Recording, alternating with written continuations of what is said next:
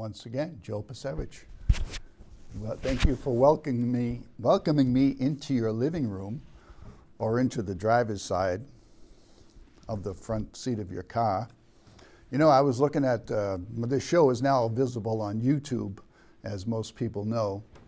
And when I look at the analytics on the YouTube page, if you have a YouTube channel, it's amazing what you can learn about your viewing audience.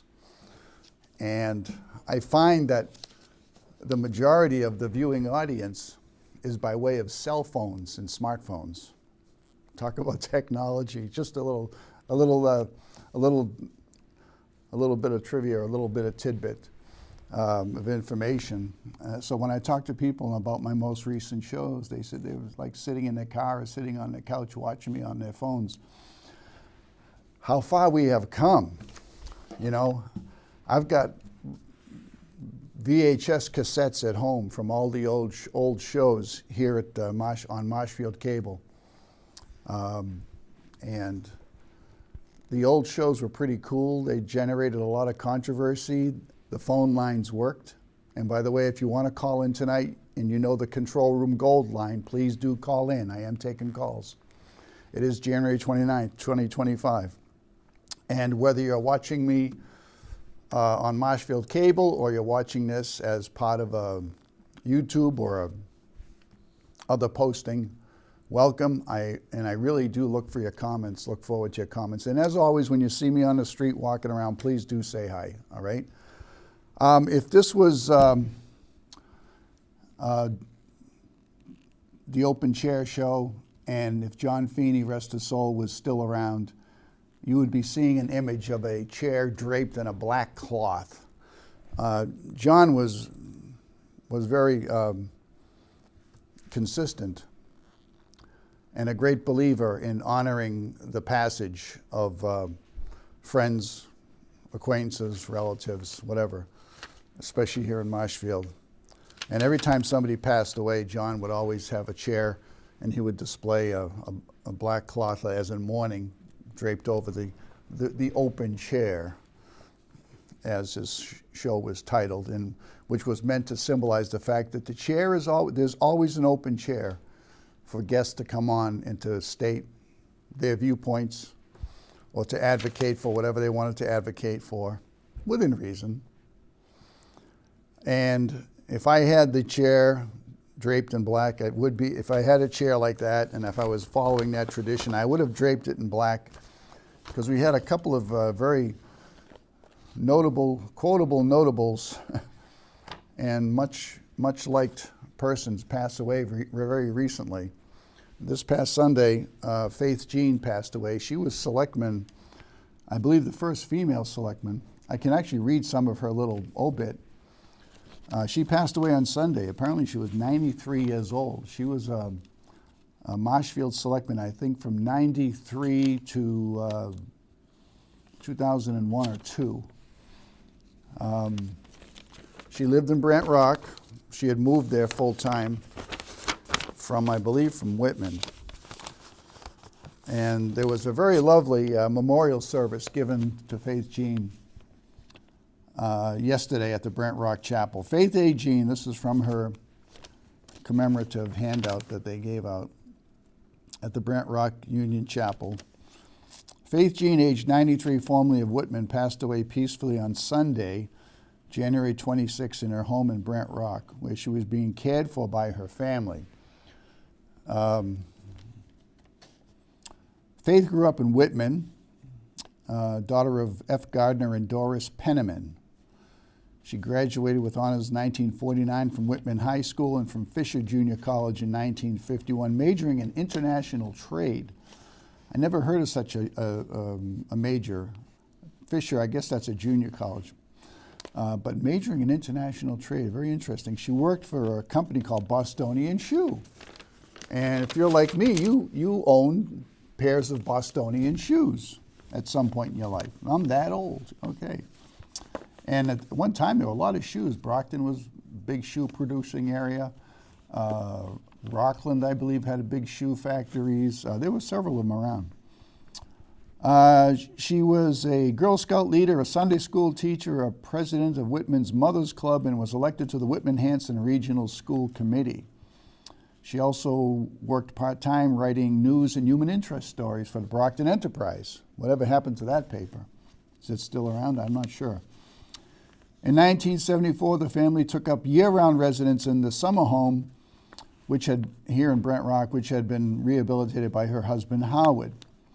She then made a career change, worked for group insurance, and became a system analyst for Bank of Boston. Her community spirit stayed alive in Marshfield. The obit continues on. She was president of Brent Rock Civic Association for 10 years. During this time, she also wrote articles for the Marshfield Mariner newspaper. She served on the Board of Trustees of the Union Chapel of Brent Rock, and that's where I got to know Faith Jean. I was involved with the Brent Rock Village Association. They have it here as the Brent Rock Civic Association. I'm not sure that that's correct. And she was always friendly, always willing to talk to me about anything. So I'm grateful for that, even though politically would have been on different parts of the spectrum. She served on the board of directors of the Save Dwyer Farm. You know, the Dwyer Farm became the Webster Sanctuary. Did you know that? The Dwyer Farm was a dairy farm, 352 acres. She was elected to the Marshfield Board of Selectmen, served 3 terms, and she was involved with some great interest in the Marshfield Senior Center, serving on the building committee, and also as president of the Senior Center's fundraising boosters. She had 6 children, 16 grandchildren, and 19 great-grandchildren. One of the grandchildren was present, had come down from from Ohio, and actually performed a prelude and a piece that was dedicated to Faith Jean on the piano inside the chapel. And it was very beautifully done. A woman named Allison Hillier from Ohio. And it was really, really well done. So condolences to people that were close to Faith Jean. Again, politically we're separate, but it was one person that, even though being very different from me politically, understood. I recognized her dedication to civic affairs, and she apparently recognized mine, and she was always never had a problem talking with me. We always got along well. The other person, and it was a very well-attended service, by the way, the other person that passed away about a week and a half ago was Larry Whelan. Larry Allen Whelan, because I say Allen because some people called him Allen and some people called him Larry. Again, a wake in town, followed by a mass at funeral mass at St. Christine's, attended by 3 priests, concelebrated by 3 priests, one of whom is a Monsignor who was Larry's nephew, former priest at St. Christine and the current priest at St. Christine. I think the current priest, in giving his eulogy, and there were several people that spoke about Larry, the one thing that he said, I think, which kind of covers it all, and he was predeceased by his wife, by the way, Catherine, so that's 2 really great people that a lot of people are missing. One thing that the priest said was that if you didn't like Larry, then you needed a psychiatrist. That pretty much summed it up. I don't have his obit, but he was a Marine veteran, Korea era, and I believe he did serve in Korea, and he was a police officer for some time, and then worked in sales, and was active in a number of different things in Marshfield. So we all miss Larry very, very much. He was kind of out of the public scene for the last year and a half, but it's sad to see Larry, very sad to see Larry go. But hey, it's inevitable, and to hit 90 years and to see all that you've seen, God bless him. I hope they've all gone to their rewards. So rest in peace. Now, we had an election. Let's get back into the nitty-gritty of what's going on in town. I want to talk about Bobby Kennedy. Again, the lesson of control room, and this is why I jumped from national to international to local issues. If you want to understand what's going on in town, look at what's happening nationally, even internationally. If you want to understand what's going on nationally or internationally, look at what's going on in town. Human nature being what it is, ... okay? So I want to talk about Bobby Kennedy because he's made some very, very statements that are very relevant and very applicable to what we're going through here locally. And but first I want to talk about the election. We had a vote on this past Saturday, and it was a vote to approve the construction of a new South Shore Vocational Technical School. I guess they're going to start calling it the South Shore Technical School. They may be taking out the word vocational from what I hear. And there are the vote totals. This was only, for 8 of these towns, it was only to vote yes or no approval or disapproval of the construction of a new school. Now, the construction of a new school is pegged at $276 million. $111 million is going to be picked up by the State School Building Authority, and the remainder is going to be spread among the towns. Now, there is a formula for spreading the cost, the shared cost among the different towns. And I can tell you that those towns are going to be very grateful that Marshfield joined the Vocational Technical School District, because Marshfield is going to be probably the largest town in the district and will probably be footing the largest percentage of the new school cost. Right now, it's looking a little over $1 million per year for 30 years, okay?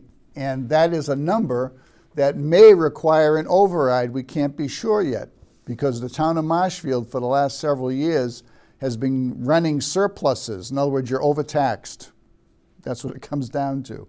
But we have enough money in free cash that we could probably be absorbing the cost of helping to pay for the second high school that we're paying for. We're still paying for this high school where I am right now, and we'll be paying for the South Shore Technical School high school, it looks like.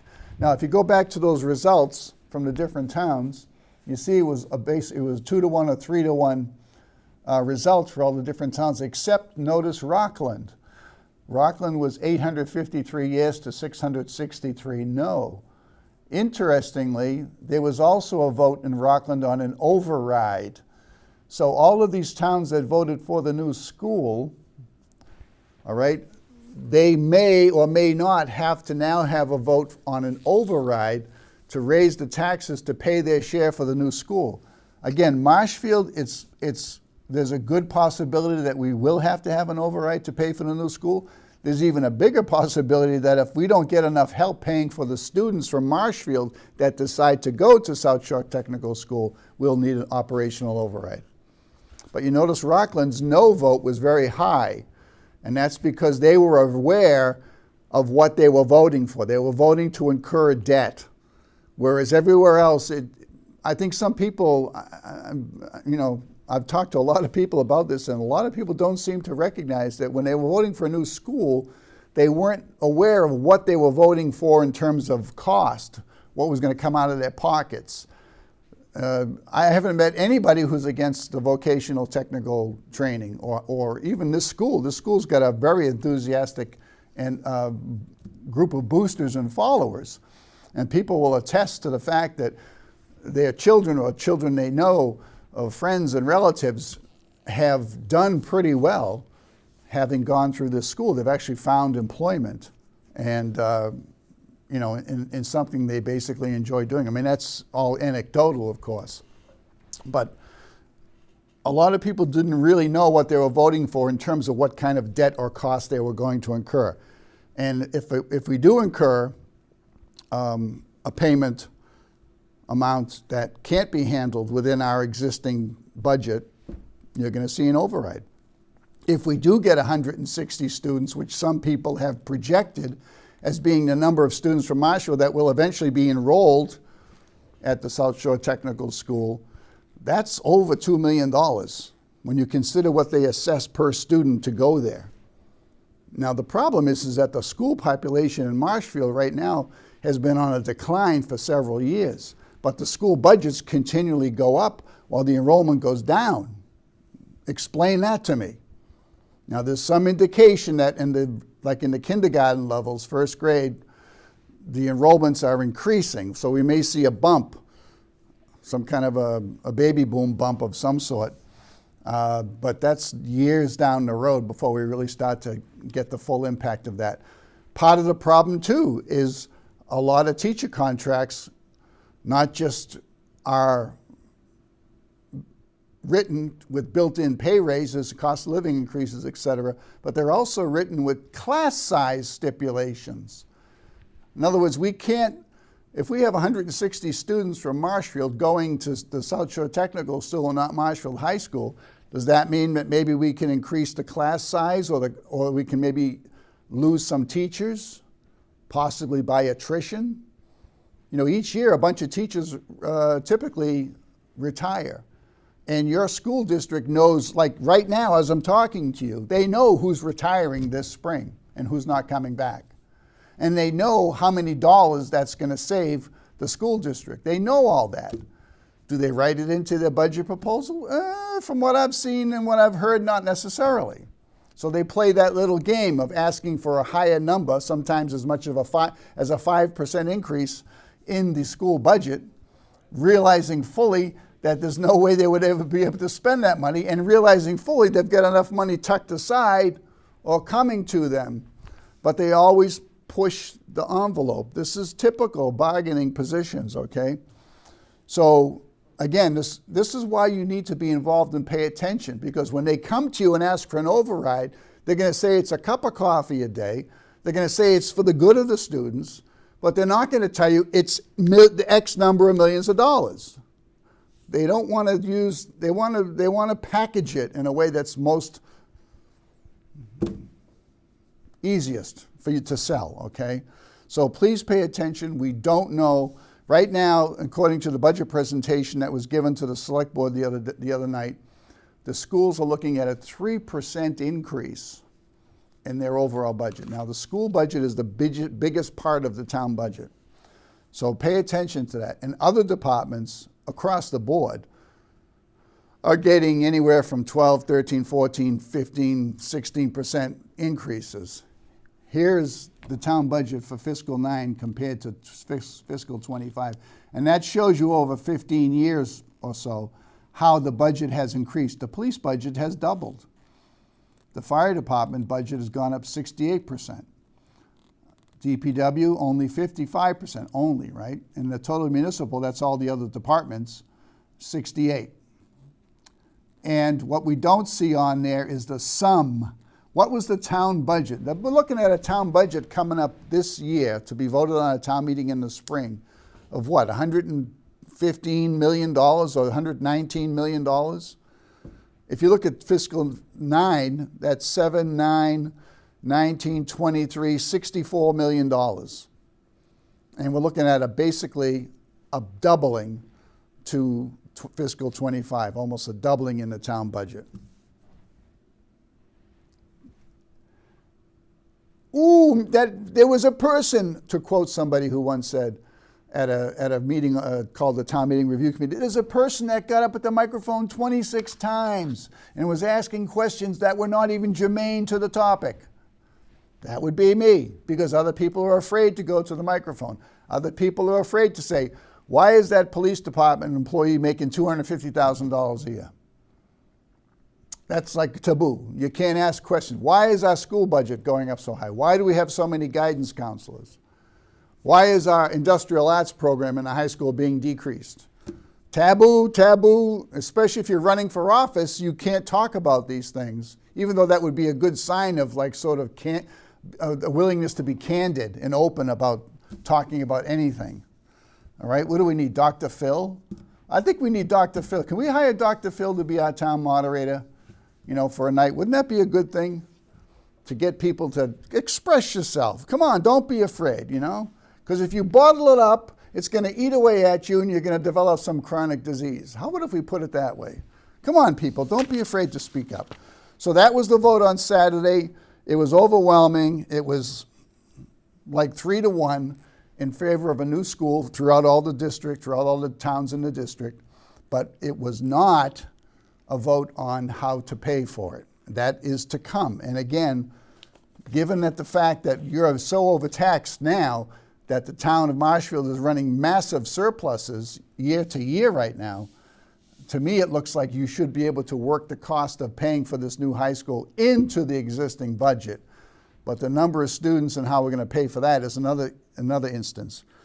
By the way, Senator Patrick O'Connor and Representative Ken Sweezy were at the select board meeting on Monday, and they were talking about some of the legislation that they're proposing as the new legislative session gets underway.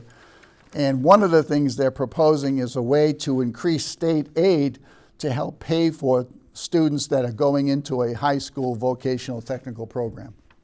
That would be very much welcome. Right off the bat, Pat O'Connor, and right off the bat, Ken Sweezy, who represents Precinct 4 and a piece of Precinct 2 in Marshfield, and represents all of Duxbury, Hanson, Hanover, Pembroke, I believe. Right off the bat, Ken Sweezy, who just happens to be a Republican, is pushing legislation to address the MBTA zoning crisis, sham, dictate, and he's addressing education costs. Right off the bat, Ken Sweezy, and we hope to have Ken on the show very shortly. Not tonight, unless he walks in the door. Okay? Now that's a segue. Speaking of new legislation, and speaking of the MBTA, the battle goes on with the MBTA, all right? MBTA Communities Act, which is outrageous. It's a canard. They picked the MBTA communities, which is 170, which they claim to be 177 towns in eastern Massachusetts. And they're saying if you have an MBTA service in your town, then you have an obligation to provide high-density family housing in that town. What if there's nobody in the town that would use it would be living in a high family density development? I don't understand. Or do you want to build those 15-minute city structures and encampments in order to make it easier for them to use the T, or make it easier for T people to then move into those towns? Nobody knows. My take on it is that 40B is starting to fall flat. A lot of towns have found a way to deal with 40Bs, and like Marshfield, they've reached their 10% requirements of 40B housing, or state subsidized housing, they call it, SSH, or state subsidized inventory of housing, that 40B is kind of like not as much of a boondoggle and a scam as it was in the past. So they need something called what is basically 40B on steroids. And that's where this Section 3 of Chapter 48 comes in, the MBTA Communities Act. What does it serve? Who does it serve? You can't make an argument that it actually is designed to help anybody in any way, because it's not affordable housing, so to speak. It's market rate housing. At least 90%, in some cases 100% is market rate housing. It's in places where there is no real access to mass transit. You can't walk out your door and get on a train or step out to a bus stop. Nothing. All it is designed to create 15-minute city conglomerations scattered all through eastern Massachusetts. And as we demonstrated on this show last week, it appears that the intent is to make this a statewide type mandate to create 15-minute cities. That means self-contained, massive, high-density housing developments all throughout the entire Commonwealth. Already, again, Ken Sweezy, Pat O'Connor have been sponsoring and co-sponsoring at least 23 bills to modify or repeal the MBTA Communities Act. And I've got a list of them right here. 1, 2, 3. I think Ken Sweezy is the sponsor or co-sponsor of like 5 of these acts. And interestingly, almost all the legislators that are proposing these acts, except for a very few exceptions, or just a couple here and there, all of these people proposing these measures to rein in the MBTA Communities Act are Republicans. Could someone explain that to me? Why is that? Why is that? There's an organization that is a clearinghouse for information on the MBTA Communities Act and the fight against it, and they're based out of Millbury, and they wrote a letter on the current status of the MBTA Communities Act, and I want to try to read through it as fast as much as I can. You might like this. The Millbury Board of Selectmen is scheduled to meet tonight, Tuesday, January 28th. That was last night. During the meeting, they will discuss and potentially vote on whether to submit an action plan for the MBTA Communities Act. The recent Supreme Judicial Court in Massachusetts ruling in the Milton case has sent shockwaves through housing policy discussions, declaring the so-called guidelines issued by the Executive Office of Housing and Livable Communities as unenforceable. So they passed a law, Section 3A of Chapter 40A, and in it they said, we're going to tell the EOHLC, which is a quasi-public bureaucracy that works out of an office building that's like protected like Fort Knox on Cambridge Street in Boston, to develop guidelines on how to implement this law. How to develop guidelines like how many units, how many acres of land, who's going to, occupancy limitations or non-restrictions actually, all the things that go to, all the things that are supposed to be used by the local towns and planning boards to come up with an area where to put multifamily high-density housing by right. In other words, you don't need like a 40B permit process. You just go to the town and you say, you have a zone that allows 40A, Section 3A zoning, MBTA zoning. Well, we want to build 160 units, or we want to build 1,000 units there. Permit, please. Basically, that's it. It's very streamlined. So those guidelines were not promulgated initially properly. The state Supreme Judicial Court said, no, you didn't promulgate those guidelines properly. So you've got to go back to square one and start all over with developing the guidelines to be applied to the different towns, which means that every town that was told they were non-compliant with the MBTA Communities Act is now no longer non-compliant. Marshfield is not non-compliant. We did the right thing at town meeting by voting no twice, saying, no, we are not going to adopt this set of zoning. We're not going to adopt this zoning bylaw. We voted in April. We voted again in December. No, no, no. We're not going to adopt those guidelines. We're not going to create that zone in our town because we haven't heard from the state Supreme Judicial Court and because this is an obvious overreach and a tyrannical dictate from a non-accountable agency. And we were right, we were correct. And the towns that voted to adopt it may have those guidelines on their books technically, and they have to adhere to them.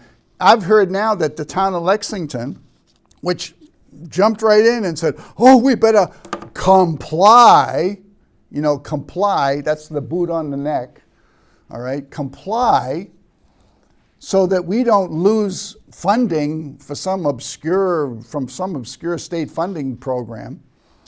But mostly it's a desire to comply. I don't know what happened to towns like Lexington. They used to be really patriotic and true blue, red-blooded American meat and potatoes towns, nice conservative towns. Now they're like, what's wrong with them? They're looking at having to create now 1,000 new homes under this new crazy dictate. So they stepped in it, let's put it that way. They really stepped in it. But Marshfield did the right thing. Communities now facing a fast-track approach deadline of February 13th to submit a new action plan. So all the towns are now being told, you have to submit an action plan because the state Supreme Court has ruled that the law is constitutional, even though that's still being challenged and will be subject to various lawsuits and challenges going forward from here. But the state is still saying, and the EOHLC and the governor and the attorney general saying, oh no, even though we didn't promulgate the guidelines properly, even though you're now all off the hook and nobody's non-compliant, you better send us a letter real quick with an action plan. This requirement is based on regulations deemed unenforceable and issued without adherence to the proper procedures, like I just told you, forcing municipalities to still send in a letter, quote, I certified that it is my full intention as the municipal CEO, that would be like the select board, to take necessary actions to bring any zoning intended to comply with all requirements of the MBTA Zoning Act to a vote. So even though what they did was illegal, it was promulgated illegally, and everybody's off the hook, they now just made up a requirement that you have to come and swear to comply or to force another vote. The new guidelines aren't even out, and they promulgate a new guideline. The new guidelines are like thrown out, need to be redone. So in the meantime, they promulgate a new guideline without any discussion or public hearing. They're doubling and tripling down on you. They're putting the boot on your neck. Who's behind this? Follow the money. So you have to legally certified as the town's CEO, which I guess would be our Board of Selectmen, that I'm going to do whatever I have to do to get our town in compliance while you're still developing regulations and guidelines, right? It's unbelievable. In short, the municipal chief, according to this letter from Rice Pond Village, in short, the municipal CEO, chief executive officer, is legally committing to leading the process to adopt the required zoning regulations and ensuring compliance with state law and submitting the necessary documentation by the deadline of February 13th. Wow. If that's not tyranny, I don't know what is. Go back in time 50 years and put me in Maoist China, and I'll be better off, all right? So in as an example, here's a letter that was sent just 2 days ago to the town of Hamilton, which was one of the towns that was that had filed an amicus brief in the Mass Attorney General versus Milton case. Here's a letter to town manager Joseph Domilovich.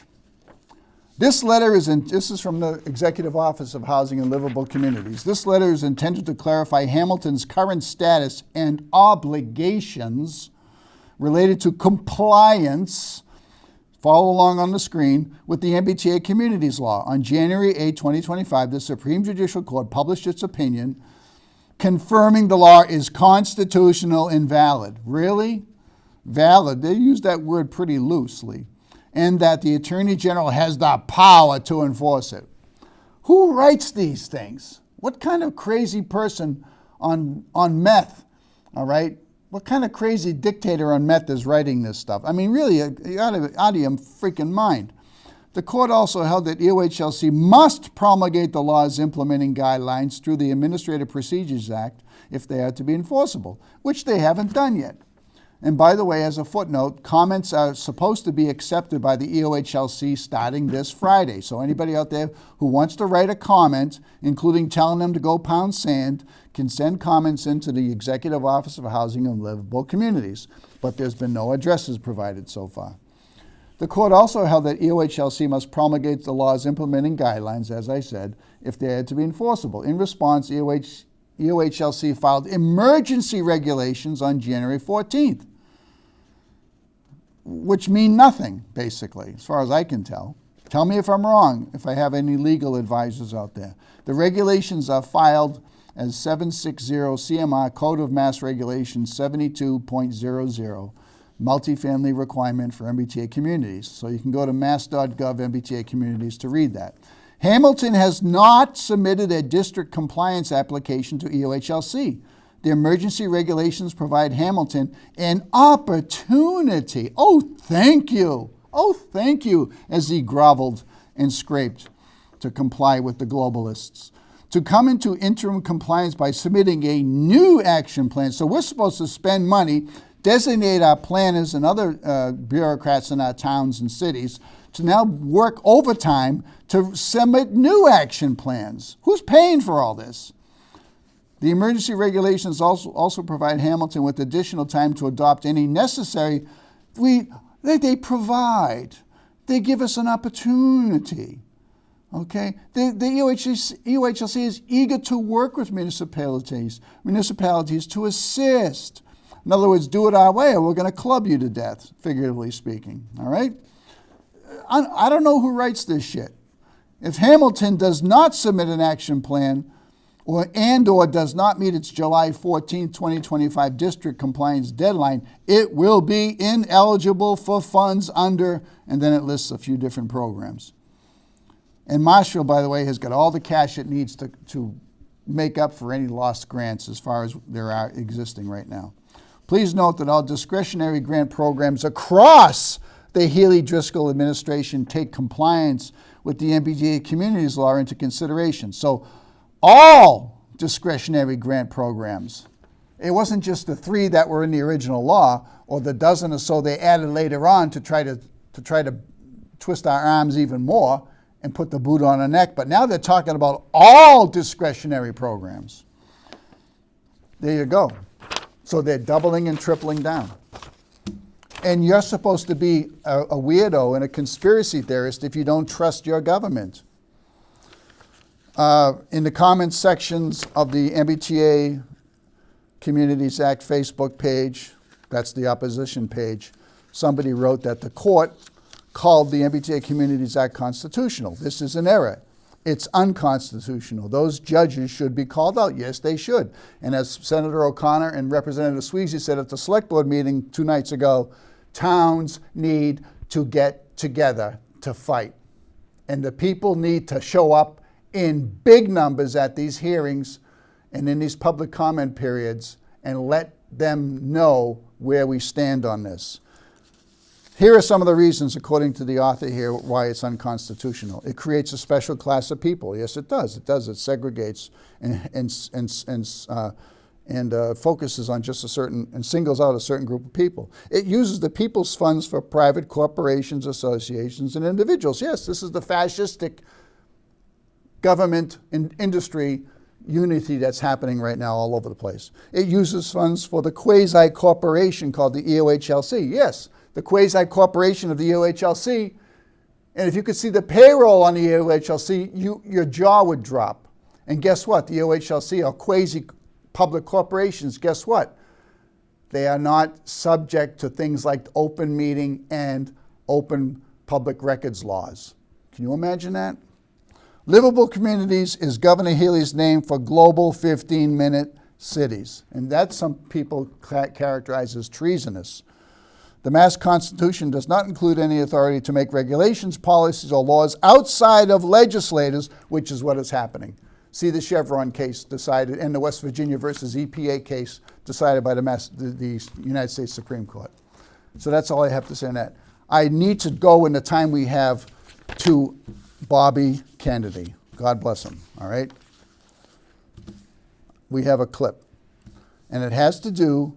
Recently, as President Trump promised, he was going to sign an executive order to facilitate the declassification of any files still being held undisclosed on the JFK, RFK, and Martin Luther King assassinations. And here's a commentary by Bobby Kennedy. I mean, so if it wasn't Lee Harvey Oswald working by himself, what do you think was the motive behind your uncle getting killed? It was people who were, it was a group from the CIA who had been involved in Miami, who were angry at my uncle, felt my uncle committed treason, first of all, in the Bay of Pigs by not sending air cover. And then after the Cuban Missile Crisis, my uncle had established this very close relationship with Khrushchev. Mm. And Khrushchev... Who was the head of Russia at the time? Who was the head of Russia. And Khrushchev and they knew they couldn't trust the people around them and the intelligence apparatus and the military. They were both in the same position. They were both war heroes who'd seen the bloodiest part of war. Khrushchev had been basically was going to be purged by Stalin, and he had been in Stalingrad, which was the worst war. That was the worst battle in World War II. I mean, the worst. Yeah. So, and he had been in the middle of it. He did not ever want to go to war again. He didn't want to, but he was surrounded by people, as was Jack, who believed that war was not only inevitable, but it was the sooner the better. And so they figured out halfway through, 2 years in, they figured out they had to start talking to each other individually. My uncle installed a hot phone at the White House, another one at the Cape, which was red. We knew if we touched that Khrushchev would answer. So we were told not to touch that one.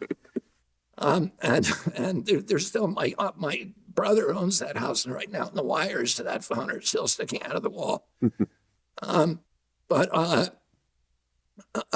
Jack also started exchanging these letters with him, which were smuggled to him by a Soviet spy called Georgy Bolshoi, who was at our house all the time. We loved him. We knew he was a KGB spy and GRU spy, but he could do rope climbing with his. He was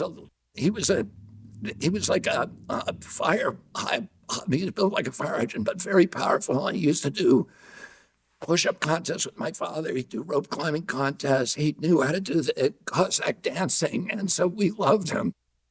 But he began smuggling these letters from Khrushchev. Trusted him. My uncle, my dad trusted him, and he began to smuggle these letters. The first one he smuggled in was folded in a New York Times, and they exchanged these very, very extraordinary personal letters talking about how they needed to stay out of war. And so Khrushchev then, after the Cuban Missile Crisis, Khrushchev had called Castro to come and spend time with him. And Castro spent several months with Khrushchev in Russia, and Khrushchev had urged him to make peace with my uncle. Castro had reached out to my uncle immediately after that. The day that my uncle died, Castro was meeting with his emissary at Verdadero Beach in Cuba, talking about the format to end the embargoes, which my uncle made it clear to him. I don't care what kind of government you have. It can be Marxist, communist. That's not our business. We don't want Soviet. We don't want you to be a Soviet base. Mm-hmm. So all Soviet military out, and we want you to stop Che Guevara from going in and making problems with the Alliance for Progress countries in Latin America. And that's all he wanted. Yeah. And Castro agreed to that. That afternoon, he received a call. I picked up the call, and my uncle's emissary was sitting there. And he said to him, "It's over. President Kennedy's been shot." So, they knew, my uncle did it behind the backs of the State Department, but they knew. The CIA knew what was happening. And my uncle, 30 days before his death, on October 22nd, 1963, he signed Executive Order 263, ordering all U.S. troops home from Vietnam. So he ended the Vietnam War. With the first 1,000 coming home in December, there was only 16,000 troops and their advisors. They weren't allowed to participate in combat. He found out they had been, and 75 had died. And he said that morning, he said, "No more, we're done." And he ordered them all home. And 30 days after that, he was killed. So, and Vietnam was a CIA project, from beginning to end. So there were people in the agency, and we know who they were. It was David Hadley Phillips. It was Bill Harvey. It was E. Howard Hunt. It was Alan Dulles. It was James Jesus Angleton. We know the shooters. They were, 3 men from who had been in Batista's battalions in Cuba, and who later, died under different circumstances. One of them died in a prison in Cuba, imprisoned by Castro. But you asked me what I think. What I would say is I'm an attorney. I've tried hundreds of cases. I was a district attorney. If I had to prove my case that the CIA murdered my uncle, I'm very confident, just on the evidence that is out there now, that that would be very, very easy to prove in front of any jury in America. Now, people shouldn't trust me on this. I'm not trying to convince anybody. People need to do their own research about everything. You live in a democracy, make up your own mind. But, one thing my father told me, people in authority lie. And, part of the duty of living in a democracy is to maintain a posture of constant skepticism toward any aggregation of power. And, trusting the experts is not something you do in a democracy. That's not a feature of democracy or science. It's a feature of religion and totalitarianism. It's not a thing. Mm-hmm. The thing that we were all told to do. You need to do your own research. And for people who are curious about this, the best book that you can read is a book by Jim Douglas called The Unspeakable. And he has, in a riveting way, with poetic writing, distilled millions of pages of documents and all of these confessions and all of the evidence and put it in one really beautifully written story in this book. And if you pick it up, you won't be able to put it down. But it's a brilliant book, and it probably has 1,000 footnotes in it. God bless him. What was the real punchline in that presentation? Maintaining your skepticism, not trusting experts, okay? If you want to live in a democracy, you do your own research, you make up your own mind, you maintain some skepticism about trusting experts, which is a hallmark of the establishment in even a place like Washington or Marshfield. When you don't trust the experts, when they're always right, and a citizen like me who raises a question about an expenditure or about a lack of information or response to an information request is labeled somebody who's promoting or the purveyor of misinformation, it happens year after year after year in Marshfield. For every year, every month, every week I've been involved in this town. Every time I try to expose information or get information and get the truth out there, what's the consistent response from the Moresco team and all of his associates and the Democrats running this town and their handlers? Conspiracy theorist, naysayer, venom spewer, everything. Right to the present day, right up to the issue of school roofs and MBTA Communities Act, all the way back to the sewer outfall pipe scandal, the airport expansion, 40Bs, the train HVAC contract, everything, every single year, over and over again. All of us that are out there trying to get the truth are venom-spewing, anti-government naysayers promoting, pushing misinformation. If you want to know what's going on here, look at what's happening nationally. Look at the front page, if you have a chance, of the Boston Globe tonight. On the top right there, it's basically, this is what Trump is doing to America. And then in big letters, he's doing this. He's trying to remove birthright citizenship. He's trying to do this. He's doing that.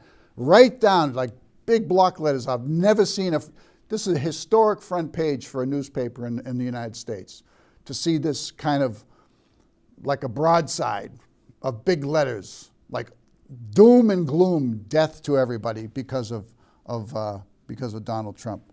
Now, Bobby Kennedy raises some interesting points that are now going to be really hot topics now that the declassification of RFK, JFK, and Martin Luther King, MLK files is being talked about, at least. We'll see what happens. We got another clip coming up in a second. But first, because this is going to be such a hot topic, now's the time to really reflect on this very deeply. And from everything I've seen about stuff that's been released, he's right.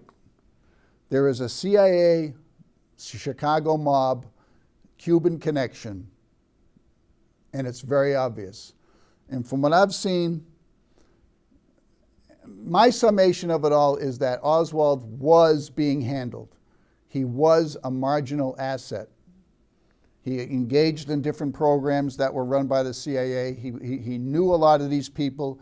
He had contacts with some of these mob figures. Jack Ruby was definitely completely mobbed up.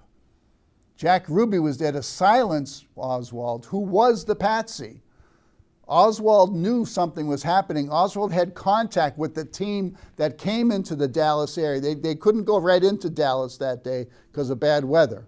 But he had contact with the team that came to set up the assassination. And in fact, there was a fellow at Dealey Plaza next to the overpass where a CIA operative fired a rifle directly straight towards Jack Kennedy. And they said the first shots they heard, they said were coming from above and behind them, which is where one of the CIA shooters contract shooters, was located. And all these people, including Oswald, had at different points been handled and had contacts with Miami sources, Cuban sources, Chicago mob sources. And isn't it amazing? I just got such a chuckle when I heard Bobby Kennedy Jr. talking about the days at Hyannisport. Like just kids like playing, and there's that guy who with the funny accent, the Russian. Yeah, he's a Russian guy. He's a spy. and I knew people that knew the Kennedys, and I even did some work down there, and I knew what the layout was basically in terms of the different facilities and stuff like that. But anyway, I knew a little bit about that. But just the atmosphere and having seen it myself, what an amazing to recollect on those days was really something. And again, Kennedy had signed Executive Order 263. He wanted us out of Vietnam. What else was he fighting against? He was fighting against Israel acquiring nuclear weapons. And he was shot. And Kennedy and Khrushchev were vets.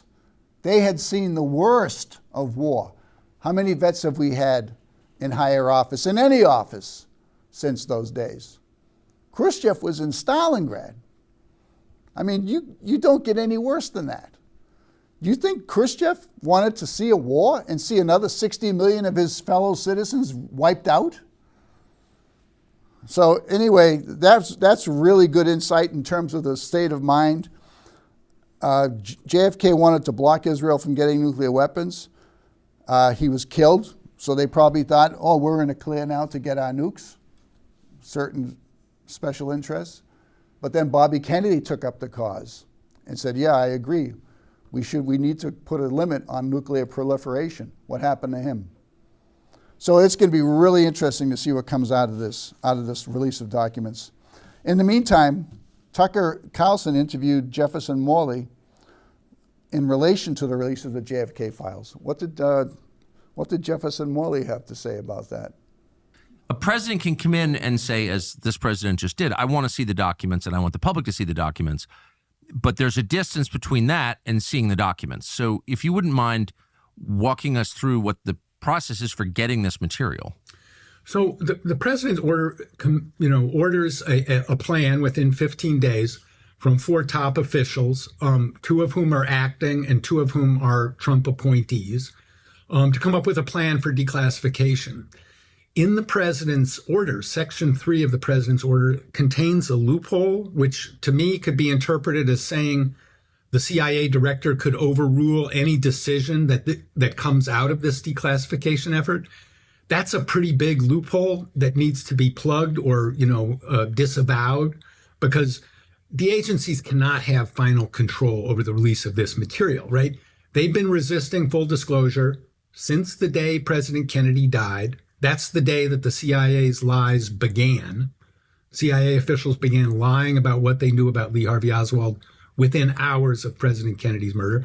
And they've been obfuscating, lying, deceiving, covering up, evading ever since. So that kind of bureaucratic behavior, it's not going to stop just because President Trump said something on a piece of paper. They are going to continue to fight a rearguard effort to prevent full disclosure of CIA records related to President Kennedy's assassination. So we need to be vigilant. We need to identify the documents are important and set some benchmarks to show, is this effort really obtaining the results? Is it really going to be successful at obtaining full JFK disclosure? What can we do? We can only wait. Now, the executive order signed by Trump on Tuesday, I think, has a 15-day deadline. Okay, so that's like 4th, 11th, so it's somewhere around February 12 or 13. The president is supposed to be given a briefing on how the JFK files are going to be released. I don't know if that means the timing of it. There may be some final references or pleadings for further redactions or continued redactions or withholding. Trump is going to let down a lot of people and lose credibility with a lot of people if he doesn't go for the full disclosure. And again, the information that's been building since the original days of the Warren Commission, the information that's been coming out is not at all far-fetched and completely credible and believable. That there were multiple connections and there were multiple parties that wanted to clear the decks of the Kennedy administration. There's no doubt about it, in my mind anyway, and that these connections did work all through the mob. And Oswald was, as he stated on camera, he was a patsy. He was involved in some of the preliminaries, getting people to Dealey Plaza to scope things out. He was involved, but he didn't know how involved he was. He didn't know for sure who was going down and how it was going to be done. So that's what it all turns out. And he was a very, very convenient scapegoat and patsy for this. And the work by Jack Ruby was absolutely essential. It wasn't an accident. It wasn't a crime of passion. It wasn't something that just happened. He didn't slip into the police headquarters. He was very wired into the police organization in Dallas with the help of mob money. And he was able to get in there and find out the schedule. And he was the designated guy to be the final cleanup, the custodian at the end of the action, to make sure that nobody talked. And then even Jack Ruby, apparently while he was in prison dying from cancer, had second thoughts and an epiphany and said, I need to talk. And they would never let him talk and tell what he knew. So we're going to be watching this with now, we have time, I think, to play a clip of Bob. Can we play about a couple of minutes of it? All right, can we play just a tiny bit? Okay, so we're running out of time, but Bobby Kennedy was in front of the Senate for his confirmation hearing. It finished up today. I did see a little bit of it. I did also see an announcement from Caroline Kennedy, who looked like a real hag. You ever seen a real hag? You ever seen a bitter, spiteful hag? All right. Have you ever seen one? We need to develop a meme, like an image of a bitter, spiteful hag with one of those red crosses through it, red lines through it. I mean, she just looked nasty. I mean, you know, she just looked really nasty. And she was saying that Bobby Kennedy was capitalizing somehow on the misery of others, or he was what was the word? A predator. Okay, I'm going to wrap it up. But he, from what I saw, he did a great job in the hearings today in front of the Senate. And everybody is saying he's going to be confirmed. Make America healthy again. I've been to the school committee. I've talked about school lunches. Why don't we have an effort to give our kids good organic food? Nothing's been done in Marshfield to address that I can tell. Nothing's been addressed with the COVID shots that I wrote to the select board about. See you next time, everybody. Say hi when you see me on the street. I'm Joe Pasevich.